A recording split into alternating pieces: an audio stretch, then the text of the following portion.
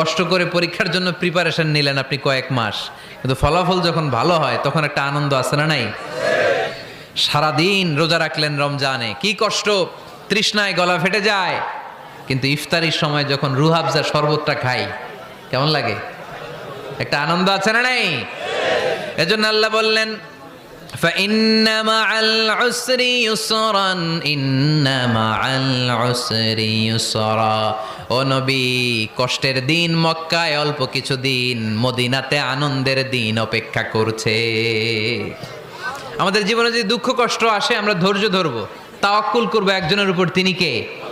কারণ আমরা বিশ্বাস করি কষ্টের দিন এটা চিরকালের জন্য নয়, সামনে আনন্দের দিন আমাদের জন্য সেট করে রেখেছে কে?